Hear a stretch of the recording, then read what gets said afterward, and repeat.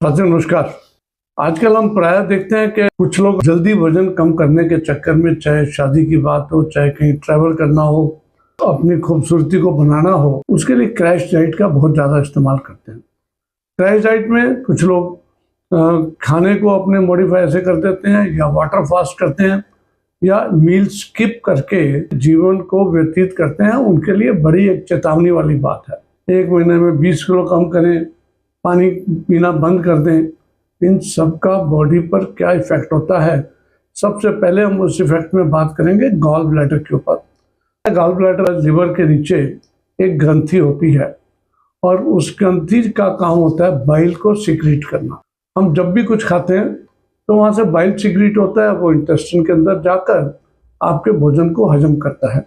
अगर हम लंबा समय तक फैट फ्री डाइट लेते हैं तो उस केसेस में क्या होता है कि फैट वाला खाना पेट में नहीं जाता, सिग्नल जो जाना चाहिए बाइल को रिलीज करने का वो नहीं जाता। गॉल ब्लैडर सिकुड़ कर बाइल रिलीज करना चाहिए, वो रिलीज नहीं करता, यानी कि स्टैटिक बाइल हो जाता है गॉल ब्लैडर के अंदर। तो उसकी वजह से वो प्रक्रिया अपनी पूरी नहीं कर पाता। जब वो काफी देर तक अंदर रुका रहता है, हम प्रॉपर फैट या बाकी जो बैलेंस डाइट वो नहीं ले रहे। कई लोग लो कार्ब डाइट भी लेते हैं, उनके अंदर फैट को बॉडी के अंदर ही जो शरीर है अपना एनर्जी के लिए यूज करता रहता है। तो बाहर से फैट आया नहीं, बाइल को हमने यूज नहीं किया। उन केसेस के अंदर इतने वेट लॉस डाइट है जिसमें घी तेल फैट बंद करते हैं, गॉल ब्लैडर खाली नहीं होता और बाइल रुक जाता है, तो उसमें पथरी बनने का खतरा बना जाता है। 5 से 20 साल पुरानी बात करें और आज की बात करें, ऑलमोस्ट मैं मानता हूं कि दिल्ली जैसे इलाके में हर 10वें व्यक्ति को, हर 10वीं महिला को जो 40 साल से ऊपर है, उन सब के अंदर गॉल स्टोन्स बनने की संभावना बनी रहती है। तो प्रोलॉन्ग फास्टिंग, स्किपिंग मील्स या स्किपिंग ब्रेकफास्ट और lunch without A doctors advice, without A dietitian advice is not at all advised, क्योंकि उसकी वजह से आपके गॉल ब्लैडर के अंदर स्टोन्स बनने का खतरा रहता है।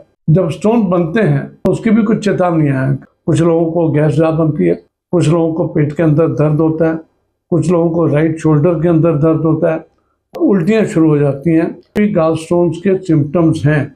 अगर आपको हो रहे हैं और आपने कभी ना कभी क्रैश डाइट कोर्स किया है, अपनी डाइट को रेस्ट्रिक्ट किया बिना एक एकेडमिक एक्सरसाइज के, तो आपको बहुत सावधानी बरतने की जरूरत है। अगर आपको कभी आवश्यकता पड़ती भी है तो डाइट की, आजकल डाइटिशियन आपको ऐसी ऐसी वैरायटी बता देंगे जिससे वजन तो कम हो लेकिन उसके साइड इफेक्ट्स ना हो सकें। जैसे होल ग्रेन है, फ्रूट्स हैं, वेजिटेबल्स हैं, प्रोटीन का इंटेक अगर प्रॉपर किया जाए, वाटर इंटेक अच्छा रखा जाए, तो आपको इन सब चीज़ों की प्रॉब्लम्स नहीं होगी।